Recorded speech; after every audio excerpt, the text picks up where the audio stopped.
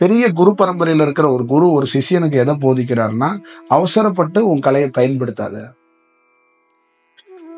நீ தெளிவாயிரு. நம்ம குரு எப்படி செயல்படுறாருங்கிறத முதல்ல கண்டுபிடி.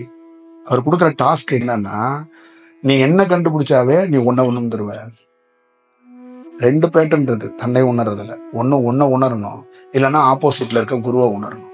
நீ குருவை உணர்ந்துட்டனா, குரு எப்படி இருக்கிறாருன்னு தெரிஞ்சுட்டாவே நீ தன்னை உணர்ந்துருவ. அப்ப குரு என்ன சொல்லுவாருன்னா, என்னை உணர்ந்தவனுக்கு என்னையே உனக்கு காணிக்கையாக தருகிறேன் போடா அப்படின்றார். என்னை எவனுமே உணரலடா, நீ உணர்ந்தல்லங்கிறான், என் சக்தியை வச்சுக்கிற வேலை செய் அப்படிங்கிறது தான் அதோடைய பொருள். அது அவ்வளவு சாமானியமா உணர முடியாது. புரியுதுங்களா? சிவத்துக்கிட்ட போய் ஒருத்தன் காலில் விழுந்தவன், சிவன் என்ன கொடுத்தாருன்னா தன்னை கொடுத்தார். ஏன் கொடுத்தாருன்னா, சிவம்னு என்னை கண்டுபிடிச்சல்ல, அதுக்கு இந்த வெகுமதிப்பு என்ன தர்றேன், நீ ஊருக்குள்ள போ, உன்னை எல்லாரும் உன்ன சிவன்னு சொல்லுவாங்க. என்னை எவனுமே கண்டுபிடிக்கலடா, நீ கண்டுபிடிச்சல்ல, உனக்கு காணிக்கை நான் என்னையே தருகிறேன் போ. அவ்வளவுதான். கடலூருக்கு போய் அதை கண்டுபிடிச்சிட்டிங்கன்னா அவர் உங்களுக்கு தர்றதை அவரை கொடுப்பாரு. ஏன்னா பல ஆண்டுகளா என்னை யாரும் கண்டுபிடிக்கல. என் புத்தகத்தை பெறட்டுறதெல்லாம் ஓகே, என்னை கண்டுபிடிக்கணும்ல. நான் தோற்றம் எடுத்தனா, நான் கண்டிப்பா மருதூர்ல பிறந்தனா, நான் மனிதனா பிறந்தனா, நான் ஒரு தாய் தந்தை இணைப்புனாலதான் பிறந்தனா, நான் இப்படி இந்த தேகத்தை வச்சு இப்படித்தான் வேலை செஞ்சனா, இதெல்லாம் உறுதியாக நீ என்னை கண்டுபிடிச்சியா? நான் சித்தி வளாகத்துல என்ன செயல்ல இருக்கிறேன், சத்திய ஞான சபையில நான் என்ன செயலாக்கத்துல இருக்கிறேன், அணையா அடுப்பை தோற்றி வச்ச இடத்துல என்ன செயல்ல இருக்கிறேன், இதை நீ எந்த வடிவத்தில் உணர்ந்தாய்? நான் உனக்கு உணர்த்தினா, இல்ல நீ உணர்ந்தியா, இல்ல படிச்சதை வச்சுக்கிட்டு செயல்படுறியா? படிச்சது உனக்கு நம்பிக்கை, அதை எடுத்துட்டு வந்துட்ட. அதுக்கப்புறம் நீ போராடுனா, நான் எப்படி இருக்கிறேங்கிறத ட்ரை பண்ண நான் காட்டி கொடுத்தேன்னா, அதுக்கப்புறம் நான் என்ன வடிவங்கிறத நீ தெரிஞ்சுக்குவ. ராமனை நம்ம ஒரு தோற்றத்துல படத்துல எல்லாம் பார்க்கிறோம், போட்டோவில் பார்க்கிறோம். ஆனால் ராமன் அப்படித்தான் இருக்கிறாருன்னு ராமனை பார்த்தவங்க யாருமே சொல்லலையே. அப்ப அதுதான் அங்க பெரிய ரகசியம் இருக்கு. பெரிய ரகசியம் அங்க அப்படிதான் இருக்கு. கீதையில துவாரகா கீழே போயிடுச்சு, கடலுக்கு கீழே அந்த மண்ணு. ஆனா கிருஷ்ணர் வாழ்ந்தாரு. அந்த மகாபாரதத்தை நம்ம பெருசா, கிருஷ்ணரை கண்டவங்க யாரு, அத எப்படி காண்றதுக்கான வாய்ப்பு இருக்கும்? அப்ப கீதையை வாசிக்கப்பட்டு கிருஷ்ணர் மீது இருக்கின்ற அதி நம்பிக்கை மட்டும் இருந்தால் கிருஷ்ணரை பார்த்திட முடியுமானா அது இல்லை. அதை தாண்டி அங்க ஒரு ஒரிஜினாலிட்டியா கிருஷ்ணனுடைய விஷயம் வேற வடிவத்துக்குள்ள இருக்கு. அதை பார்க்கறதுக்கான வாய்ப்புகள் உருவாக்கப்படணும். அப்ப இருந்தாதான் நீங்க கிருஷ்ணனை பற்றி முழு உரைகளே நிகழ்த்த முடியும். இல்லைன்னா அந்த உரைகள் எல்லாமே கிருஷ்ணனால் அங்கீகரிக்கப்படாது. இப்ப நான் கீதையை பத்தி ஒரு உரை நிகழ்த்துறேன், நீங்க எல்லாரும் கைத்தட்டியெல்லாம். ஆனால் கைத்தட்ட வேண்டியவன் எவன்னா கிருஷ்ணன். என்னை பற்றி நீ பேசுறன்னா அவர் பார்த்துட்டு சரியா அப்படின்னா அவரு தான் அங்கீகாரம் கொடுக்கணும். இப்ப நான் ஒரு வகுப்பு எடுக்கிறேன்னா இதுக்கு அங்கீகாரம் யாருன்னா தியானத்துல உயர்ந்த நிலையில இருக்கிறவன் தான் அங்கீகாரம் பண்ணணும். இப்ப நீங்க அங்கீகாரம் கொடுக்கறது ஒரு செயல். ஆனா ஒரிஜினலா அங்கீகாரம் இந்த உயர்ந்த இடத்துல இருந்து ஒருத்தன் சமாதியில, ஒரு இடத்துல நம்ம போய் கிளாஸ் எடுக்கும்போது ஒரு சமாதியில கூட ஒருத்தர் இப்ப வெட்ட வெளியில உருவம் இல்லாம ஒருத்தர் இங்க வெயிட் பண்ணுவார்.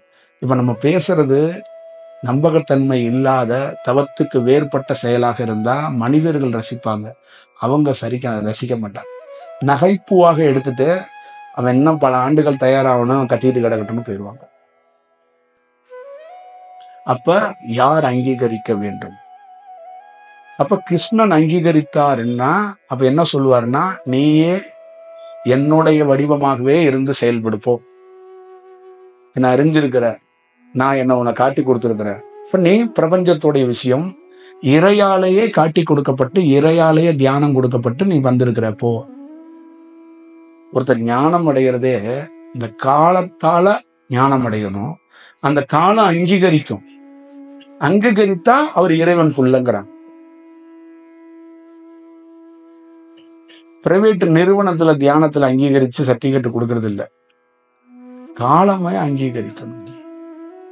அப்ப காலமும் நேரமும் அங்கீகரித்தா என்னன்னா, உடல் இல்லாத வெட்ட வெளியில இருக்கிற உயர்ந்த ஆற்றல்ல உள்ளவங்க ஒரு இந்த காலத்துக்கு உணர்ந்து இந்த மாதிரி தியானம் அவர் பண்ணி அவருக்கு கிடைச்சிருக்கு, அவர் நல்ல நிலையில இருக்கிறாருன்னு அந்த தியானத்துல உள்ளவங்க அங்கீகாரம் பண்ணுவாங்க.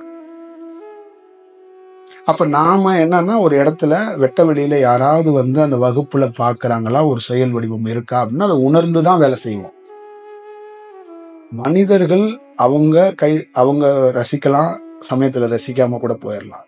நம்ம விஷயம் என்னன்னு கேட்டீங்கன்னா, நம்மள மாதிரி எக்ஸ்பர்ட்டா இருக்கிறவங்கல்ல, அவங்க பிழை இல்லாம அவங்கள்ட்ட இருந்து ஒரு செயல் இல்லாம நம்ம பார்த்துக்கணும்னு ரொம்ப கவனமா ஒவ்வொரு வகுப்புக்குள்ளேயும் நம்ம ஒரு வேலை செய்யணும். ஆனா இது நிறைய பேரால உணர முடியாது. ரொம்ப ரொம்ப ரொம்ப முக்கியமான ஒரு செயல்படுங்க. ஒரு சிவலிங்கத்தை பல நாள் வச்சுக்கிட்டு உட்கார்ந்துருப்பாங்க, பூஜை பண்ணுவாங்க, எல்லாரும் நீங்க பார்த்துருக்கலாம். ஆனா அதோட தத்துவம் என்ன சொல்றாங்கன்னா, சிவலிங்கம் மாதிரி நீயே மாறி இருக்கணும், இல்லைன்னா அது தனியா நீ தனியா செயல்படுவ. அப்ப மாறிட்டா என்ன பண்ணுவாங்கன்னா, அங்க என்ன வேலை நடக்குன்னா, சிவலிங்கத்தை தூக்கிடுவாங்க. ஏன் தூக்கிடுவாங்கன்னா, நீயே சிவலிங்கமா இருக்கும்போது ஏன் ஒரு லிங்கம் இருக்கணும்?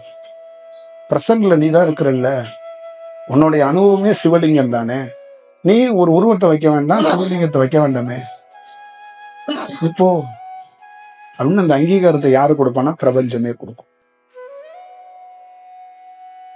இப்படி ஒரு செயல் வடிவம்லாம் இருக்கு. இதெல்லாம் பார்த்துதான் ஒரு வேலை செய்யணும். ஆரம்ப காலகட்டத்தில் ஒரு சிலையை பிரதிஷ்டை பண்றது, ஒரு கோயில் கட்ட ட்ரை பண்றது, ஒரு சிவலிங்கம் வைக்கிறதெல்லாம் தவறு இல்லை. ஆனால் அந்த அனுபவத்துக்கு அப்புறம் அதுல இருந்தெல்லாம் விடுபட வர வைப்பாங்க. அந்த விடுபட்டு வருவது என்னன்னா, அதுவாக மாறுறது. உருவத்தை விட்டுட்டு வர்றேங்கிறது கிடையாது. எந்த உருவத்தை நீ கடவுளாக வழிபடுறியோ அதே கடவுளாக நீ மாறு அப்படிங்கிறது தான் அதோட செயல்வடி. இப்ப முக்காவாசி யோகிகள் கடவுளை உருவத்தை புறந்தள்ளவில்லை, அந்த உருவத்தோட ஒரிஜினல் என்னவோ அதுவாகவே தியானத்துல நீ மாறி இருக்க, நீ உனக்கு தேவைப்படாது போ அப்படிதான் செயல். இத பார்த்துக்கிட்டா ரொம்ப நல்ல வடிவமா இருக்கும். அதனால இங்க இருக்கிற அத்தனை பேருக்குள்ளேயும் முடிந்த அளவுக்கு உங்களை தன்வசப்படுத்திக்கிற வேலைகளை பாருங்க, அது ரொம்ப நல்லா இருக்கும். அதே மாதிரி நீங்க சுதந்திரமா செயல்படுங்க. யாருக்கும் சாதகம் பாதகமா நீங்க செயல்படுறத நீங்க முடிவெடுத்து செயல்படுங்க. ஆனா நீங்க தான் முடிவெடுக்கணும், நீங்க தான் பார்த்துக்கணும். அடுத்தது வந்து வெட்ட வெளியில இருக்கிறது எதுவும் சுவாசத்தை சுவாசிக்கிறது இல்லைங்கிறத புரிஞ்சுக்கணும்.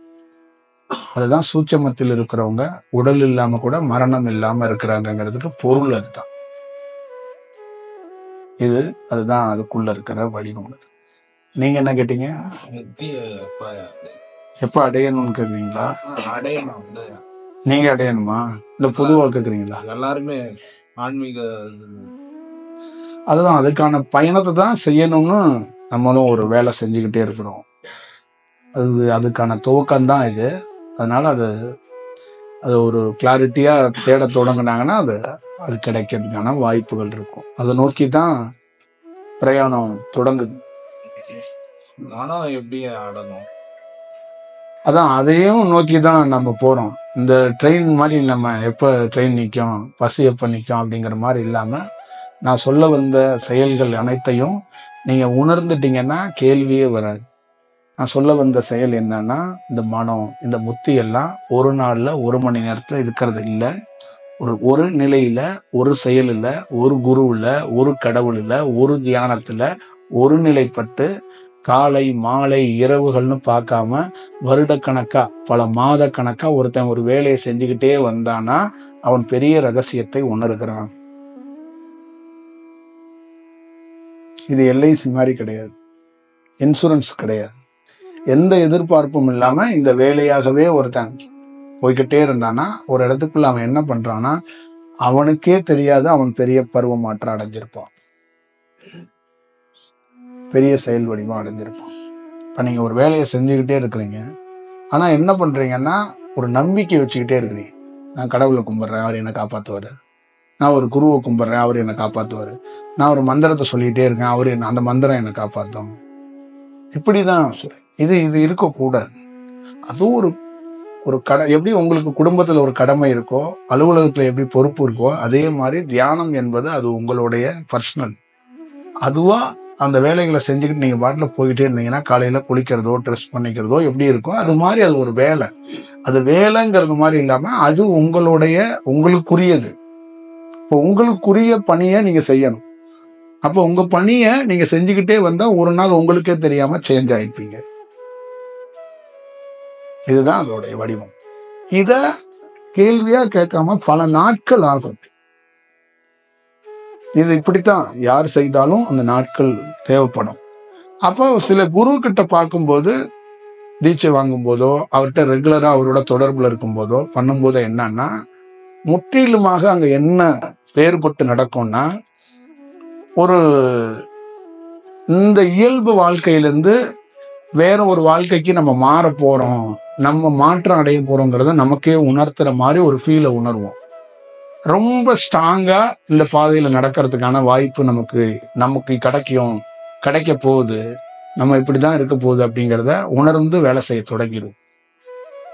அப்ப அவரு ரெகுலர் ஃபார்முலாவில இருந்து மனம் இருந்து விடுபடுறாரு.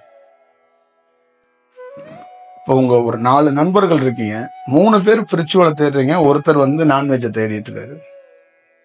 அப்ப இந்த 3 பேரோட விஷயம் என்னன்னா, இது பக்தின்னு எடுத்துக்கிறதா, இல்ல உணர்வுகள்னு எடுத்துக்கிறதா, இல்ல ஆசைன்னு எடுத்துக்கிறதா, எதை எடுத்துக்கிறதுன்னா, நீ உங்களுடைய பல நாள் தேடுதல்ல உங்களை அறியாமலேயே அந்த உணர்வு நிலை மேல் நோங்கிருச்சு. அப்ப அந்த உணர்வு நிலை என்ன பண்ணுதுன்னா, உங்களை வேற விஷயத்துக்குள்ள கவனம் செலுத்த விடாம அந்த இறைத்தன்மைக்குள்ள அதை ஈர்த்து வச்சிருக்கு. அப்ப என்ன பண்றீங்கன்னா, எது உணர்வு நிலை மேல் நோங்கி இருக்கோ அதை நோக்கியே ஒருத்தன் தேடுறான். கரி உணர்வு நிலை மேல் நோங்கி ஆயிடுச்சுன்னா அதை நோக்கி தேடுறான். புகழ் மேல் நோங்கிருச்சுன்னா அதை நோக்கியே தேடுறான். அப்ப மேல் நோங்கி இருக்கும்போது அந்த புகழை தக்க வச்சுக்கிறதுக்காக ஒரு மனிதன் போராடிக்கிட்டே இருக்கான். காலை மாலை இரவு அவனுடைய போராட்டாதாக. இப்ப நம்பர் 1 ஒரு பணக்காரனா இருக்கணும்னு மேல் நோங்கி அவனுக்கு வந்துருச்சுன்னா, அது அந்த எண்ணம் இருக்குன்னா அவனுக்கு 1000 கோடி முக்கியம் கிடையாது, அந்த முதல் இடம் தான் அவனுக்கு முக்கியம். ஏன்னா மேல் நோங்கி அப்படி நிக்குது. இந்த உலகத்துல நீங்க எந்த கோடீஸ்வரரை மீட் பண்ணீங்கனாலும் லட்சம் கோடி அவர் அக்கௌண்ட்ல இருக்கும். ஆனா அவருக்கு அந்த மேல் நோங்கு நிக்கிறது அந்த லட்சம் கோடி கண்ணுக்கு தெரியாது. நான் இப்படியே இருக்கணும் அப்படிங்கிறது மட்டும்தான் இருக்கும்.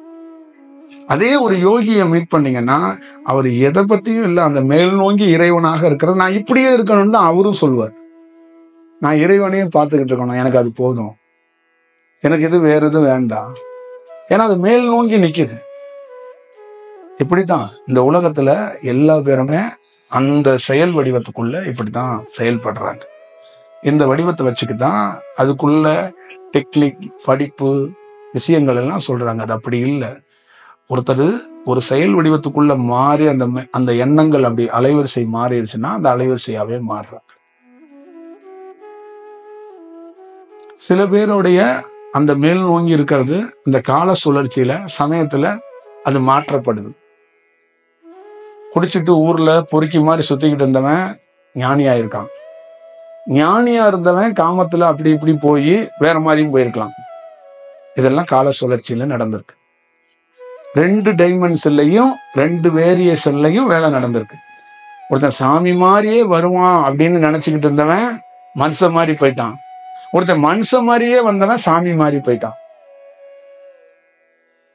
ஊர்ல ஒருத்தரை ஜட்ஜ் பண்ணா அவர் ட்ரிங்க்ஸ் சாப்பிட்டு அவர் தம் அடிச்சுக்கிட்டு அவர் ரெகுலரா இல்லாம கறி தின்னுக்கிட்டு இருந்தவர் திடீர்னு அவருக்கு ஒரு பருவ மாற்றம் ஆகி அவர் மிகப்பெரிய மாற்றம் ஆயிட்டார். 3 வேளையும் குளிச்சுக்கிட்டு பட்டையை போட்டுட்டு ஒருத்தர் வாழ்ந்துகிட்டு இருந்தவர் திடீர்னு ஒரு நாள் பெரிய குடிகாரன் ஆயிட்டார். அவர்கிட்ட போய் காரணம் கேட்டீங்கன்னா அவர் ஒரு காரணத்தை சொல்லுவாரு. இவர்கிட்ட ஒரு காரணம் கேட்டீங்கன்னா அந்த காரணத்தை இவர் ஒரு காரணம் சொல்லுவார். இது கால சுழற்சியில நடக்கிற ஒரு செயல்வழி. அப்ப ஒரு மனிதன் மாற்றம் அடைஞ்சிருக்கிறதுக்கெல்லாம் சுத்தி இருக்கிற சூழல்கள் ஒரு வடிவத்துக்குள்ள செயல்படும். ஆனால் இந்த கிரகங்கள், இந்த கோள்கள் அடிப்படையில தான் எந்த விலங்கா இருந்தாலும் தாவரமா இருந்தாலும் இயங்க முடியும். இதை தாண்டி எல்லாம் இயங்க முடியாது. இப்ப இந்த பூகம்பம் வந்துச்சு, இந்த செயல் வடிவம் வந்துச்சுன்னா அதெல்லாம் அவங்களால உணர முடியாது. அதை உணர்ந்தா அந்த இடத்துல வசிக்க முடியாது. சென்னையில எத்தனை முறை இந்த நீர் வந்துச்சு. உணர்ந்தா என்ன பண்ணுவாங்க?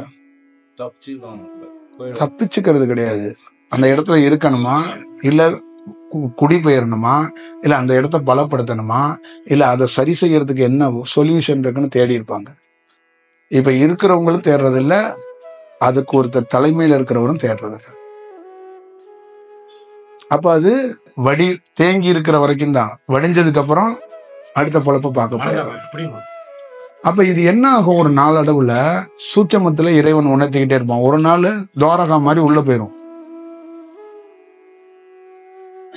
அப்புறம் ஒரு 1000 ஆண்டுகள் வச்சு மண்பாண்டத்தையும் உங்க கட்டாமட்ட சட்டையும் வச்சு ஒருத்தன் ஆராய்ச்சி பண்ணிட்டு இருப்பான்.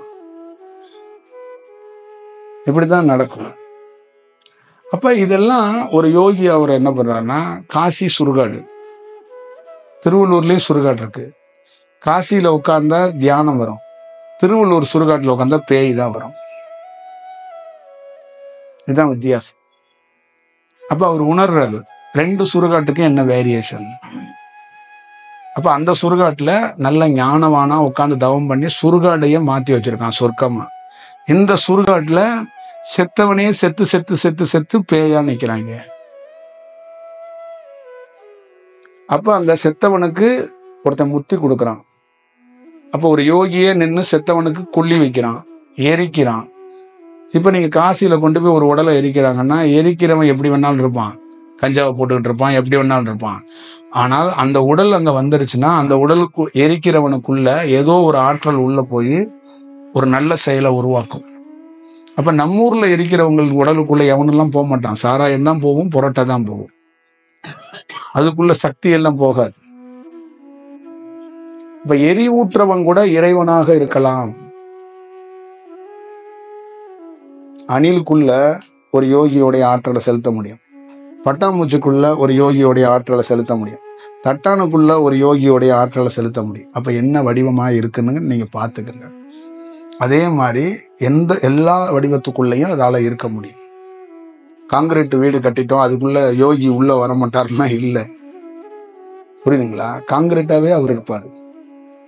மேலிருந்து ஒரு ஆற்றல் வருது, வந்து அந்த உங்க மாடியில விழுந்துருச்சுன்னு வச்சுக்கோங்க, அப்படியே அதோடைய வலிமையில மண்ணாவே மாறிடும். இப்ப நீங்க குடியிருக்கிற வீடு காங்கிரீட் இருக்குல்ல, அது முழுக்க அதோட தாக்கம் வந்து அது சிமெண்டா இருக்காது, அது ஃபுல்லாவே ஆற்றலா இருக்கும். இதுதான் வடிவம். இப்படி நிறைய மலைகள்ல விழுகப்பட்டுச்சு, நிறைய குகைகள்ல விழுவப்பட்டுச்சு. இப்ப தியானம் பண்ணும்போது இப்படித்தான் காற்றா சில சக்திகள் வாய்ந்த சில காற்று உள்ள போகுது. அதை வச்சு ஒருத்தர் தியானத்தை மேற்கொள்றாரு. இப்ப அவ்வப்போது தியானம் பண்ற மாணவர்கள்ட்ட சில சக்தி வாய்ந்த காற்று உள்ள போகுது. உள்ள போய் அந்த தியானத்தோட ப்ராசஸ அது போய் ஒரு வேலை செய்யுது. செஞ்சுட்டு 1/2 மணி நேரமா 25 நிமிஷமோ அது அங்கிருந்து திருப்பி எந்த வழியா போனுச்சோ அதே வழியா வெளியில வந்துருச்சு. இப்ப அவரு பெரிய அனுபவத்தையும் பெரிய பரவசத்தையும் அவர் பார்க்கிறார். அப்ப அவர் என்ன நினைக்கிறாருன்னா, அவர் பண்ற தியானத்தையும் அவரையும் தான் பெருமிதமா நினைக்கிறார். வந்தவர் யாரு போனவர் யாருன்னா அவருக்கு தெரியல. புரியுதுங்களா? இப்ப இதோடைய அடையாளத்தை, இதோட செயல் வடிவத்தை எதை காட்டுதுன்னா, அவரு ஆல்ரெடி வெல் பிராண்டடா ட்ரெயின் ஆனவர். யார்? இந்த காற்றா இருக்கிறவர். இப்ப நீங்க ட்ரெயின் இல்லாதவர், அவருடைய சூழலுக்கு இந்த மாதிரி உருவம் எடுத்து நிக்க முடியாது. அப்ப அவர் காற்றா வந்து உங்களுக்குள்ள ஒரு ப்ராசஸ இடுப்பு பகுதியிலோ தலைப்பகுதியிலேயோ இதய பகுதியிலேயோ ஒரு வேலை பார்க்கிறார். பார்த்து உங்களுக்கு ட்ரெயின் பண்றதுக்கு தயார் பண்றார், உங்களை முயற்சிக்கிறார். உங்களுக்கு தேவையான ஒரு செயலை, ஒரு அனுபவத்தை ஏற்பனா அவர் ட்ரை பண்றார். அதுதான் ஒவ்வொரு மாணவர்களும் நான் கடுமையான தவம் செஞ்சுக்கிட்டு இருக்கேன்னு எல்லாரும் சொல்றாங்க. கடுமையா தியானம் பண்றேன், கடுமையா நான் வந்து உழைச்சிக்கிட்டே இருக்கிறேன்னு சொல்றாங்கல்ல, அதுக்கு காரணம் அவங்க தியானத்துக்கு உட்கார்றது மட்டும்தான் அவங்க வேலை. உள்ள நடக்கிற ப்ராசஸ் யாரோ ஒருத்தர் பண்றாரு. இத உணர்றதுக்கு பல ஆண்டுகள் தேவைப்படும். அப்ப ஒரு ஆண்டுகளுக்கு அப்புறம் என்ன ஆகுது அப்படின்னா, உள்ள இருக்கிற பருவ மாற்றம் ஆனோன்னா அவருடைய ஓனாவே அவரே ட்ரெயின் ஆகுறாரு. இப்ப அவருக்கு ஆப்போசிட்ல இருக்கிறவரு என்ன ஆயிட்டாரு, நான் உன்னை ட்ரெயின் பண்ணிட்டேன், நீனே தயாராகு. இப்ப 2 பேருக்குள்ள ஒரு தொடர்பு கிடைச்சு, அப்ப இவரு தயாராகிறார்.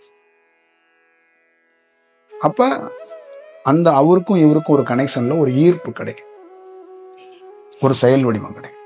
இப்படித்தான் வடலூர்ல இருக்கிற செயலுக்கும் வாழ்க வளமுடன்ல இருந்தார்ல அவருக்கும் ஒரு செயல் நடந்துச்சு. இல்லைன்னா ஆழியார்ல எல்லாம் போய் யாரும் ஆசிரமம் எல்லாம் அமைக்க முடியாது. ஆழியார்ல எல்லாம் உட்காந்து யாரும் வேலையெல்லாம் செய்ய முடியாது. ஆழியாருங்கிறது யாரோ ஒருத்தர் ஒரு இடம் கொடுத்துட்டாருங்கிறதுக்காக அங்க ஒரு செங்கல் எல்லாம் நட முடியாது. அது அவ்வளவு பெரிய இடம், அவ்வளவு பெரிய மலை, அவ்வளவு பெரிய குகை, ரொம்ப தீவிரமான ஒரு இடம். ஒரு மனிதனை மனமே இல்லாம மாத்தக்கூடிய இடம் தான் ஆழியார். அந்த மாதிரி பவர்ஃபுல்லான இடத்துக்குள்ள எல்லாம் எல்லாரும் போய் உட்கார முடியாது, ஒரு வேலை செய்ய முடியாது. அந்த அனுமதியை எங்கேருந்து பெற்றாருன்னா சூட்சமத்துல வடலூர்ல இருக்கிறவரால மட்டும்தான் அதை செஞ்சு கொடுக்க முடிஞ்சிச்சு அவருக்கு. அப்ப அவருடைய ப்ராசஸ்ல அவர் பல பக்கம் தியானத்தை தேடினாரு. பல சிறு வயதுல இருந்து நெசவுகள்ல இருந்து போராடினாரு, உழைச்சாரு, எங்கெங்கயோ போனாரு. எத்தனையோ பேர்கிட்ட தியானத்தை கத்துக்கிட்டாரு, ஜெயிச்ச வாங்கினாரு, தவம் பண்ணாரு, எல்லாம் செஞ்சாரு. அதே மாதிரி தனியா ஒரு முதலாளியாவும் தனித்துவமா பெரிய தொழில் பண்ணாரு, அதையும் இழந்தாரு, வந்தாரு. அப்ப தியானத்துக்குள்ள அவருக்குள்ள ஒரு பெரிய சேஞ்சை இவர் உருவாக்குனார் சூட்சமத்தில். அப்ப இவர் அந்த வடிவத்தை எங்கிருந்து பணி செஞ்சா இந்த தியானத்தை கொடுக்க முடியும், பிறருக்கு ஆப்போசிட்ல இருக்கிறவங்களுக்கு கடத்த முடியும். அப்ப அந்த இடத்துக்கு ஷிஃப்டிங் ஆகு. அப்ப நான் ஒரு இடத்த தேர்வு பண்ணி தர்றேன், அந்த இடத்துக்கு வா, அங்க உட்காரு அப்படிங்கிறதுக்கான ஒரு வேலையெல்லாம் நடந்துச்சு. அப்பதான் அவரு சக்சஸ் அது தியானத்துக்குள்ள பண்றதுக்கான வாய்ப்புகள் கிடைச்சிச்சு. நிறைய புத்தகங்கள் எழுதுறதுக்கான வாய்ப்புகள்லாம் உருவாக்கப்பட்டுச்சு. இத எந்த ரூபத்திலையும் படிச்சு தெரிஞ்சா அது உணர முடியாது. அவரு ஒரு ஸ்டேட்மெண்ட் வடலூரை பத்தி, வள்ளலாரை பத்தி வாழ்க வளமுடன் எழுதியிருக்கிறார். அந்த ஸ்டேட்மெண்ட்டை வச்சு நான் சொன்னா சரியா இருக்காது. இப்ப 2 பேருக்குள்ள கனெக்ஷன் என்ன, அந்த இடத்தோட கனெக்ஷன் என்ன, நம்மளுடைய ரோல் என்னன்னு தியானத்துல பார்த்ததுனாலதான் இதை சொல்றேன். இந்த மாதிரி எல்லாம் இருக்கு. இப்படிலாம் இருந்தாதான் சேஞ்சா உருவாக முடியும். அப்ப பியூரா தியானம் பண்ற ஒவ்வொருத்தருக்குள்ளேயும் நல்ல வெல் பிளான்டா தயாரான ஒரு யோகி சுவாசத்துக்குள்ள ஒவ்வொரு தனி மனிதனையும் தயார் பண்ணுவாருங்கிறது நிதர்சனமான உண்மை. இதுல எந்த மாற்றமும் கிடையாது. அதை ஒரு மனிதன் தக்க வைத்துக் கொள்கிறானா, அதுக்குள்ளே இருக்கிறானாங்கிறது ஒரு கேள்வி இருக்கு. அதுக்கு காரணம் என்ன குழப்பம் இருந்தாலும் இறைவன் அவனுக்கு ஒரு வாய்ப்பு அளிக்கப்படுகிறது. அந்த வாய்ப்புங்கிறது சரணாகதி. நீங்க என்ன தோக்க போறதா இருந்தாலும் நீங்க தோக்க போறீங்கிறத இன்ஸ்ட்ரக்ஷனை ஒரு முறைக்கு 5 முறை இந்த இயற்கை உங்களுக்கு உணர்த்தும், காட்டும். அந்த வாய்ப்பை நீங்க இழந்துருவீங்க, மிஸ் பண்ணிடுவீங்க. ஒவ்வொருத்தருக்கும் இறக்க போறதுக்கு முன்னாடி கூட இன்ஸ்ட்ரக்ஷன் கொடுக்கப்படும். உனக்கு ஒரு சூழல் நடக்குது, நீ பாத்துக்க. வெற்றிக்கும் அப்படித்தான், தோல்விக்கும் அப்படித்தான். வெற்றி 6 மாசம் கழிச்சு வரப்போகுதுன்னா இப்பயே அதுக்கான மங்களங்கள் தொடங்கிடும். 6 மாசம் கழிச்சு நீ படுக்க போறன்னா அமங்கலங்கள் இப்பயே தொடங்கிடும். இந்த இன்ஸ்ட்ரக்ஷனை கண்டுபிடிக்க முடியாது. இதுதான் பருவ மாற்றங்கிறாங்க, கால மாற்றங்கிறாங்க, கால சுழற்சிங்கிறாங்க, நேரங்கிறாங்க. இதுக்குள்ள பல்வேறுபட்ட சூழல்கள் இருக்கும். ஒரு தனி மனிதனால ராவு காலத்தை, யமகண்டத்தெல்லாம் எதிர்கொள்ள முடியல. ஒரு யோகி யமகண்டம், ராவு காலம், நார்மல் டைம் எல்லாமே ஒண்ணுங்கிறான். அப்ப அதை எதிர்கொள்றதுக்கான வாய்ப்பை ஒரு மனிதன் எப்படி உருவாக்கிக்கணும் அப்படின்னா தியானத்தாலதான் உருவாக்கிக்க முடியும். அப்ப ஒரு மனிதனுக்குள்ள நிகழ்றது என்னன்னா, எல்லா சூழல்களுக்குள்ளையும் ஒரு உணவு எப்படி பசிச்சு எடுத்துக்கிறோமோ அந்த மாதிரி உடலை பார்த்துக்கிட்டு இந்த கலையை வச்சிருக்கும் போது அவன் இறையோட தொடர்புல இருக்கிறான்னு அர்த்தம். இதுதான் அதுக்குள்ள இருக்கின்ற செயல் வடிவமா இருக்கு. அப்ப ஒரு மனிதன் மனிதனோட தொடர்பு இருக்கிறான், ஒரு பெண் ஒரு ஆணோடு தொடர்பு இருக்கிறார், ஒரு தொழிலதிபர் பல்வேறுபட்ட தொழிலதிபர்களோடு தொடர்பில் இருக்கிறார். ஆனால் ஒரு தியானம் பண்ற ஒவ்வொரு தனி மனிதனும் இறைவனோடு தொடர்புல இருக்கிறான். ஒரு ப்ரீ பிளானா தியானத்துல மேம்பட்ட ஒரு சோலோட அவன் தொடர்புல இருக்கிறான். அது பியூர். அந்த சோல் உங்க சோலோட அட்டாச் ஆகி ஒரு பெரிய வேலையை அது பண்ணி கொடுக்கும். இது நிச்சயமா டெஃபினட்டா நல்ல தியானம் பண்ணிக்கிட்டே இருக்கிறவங்களால உணர முடியும்.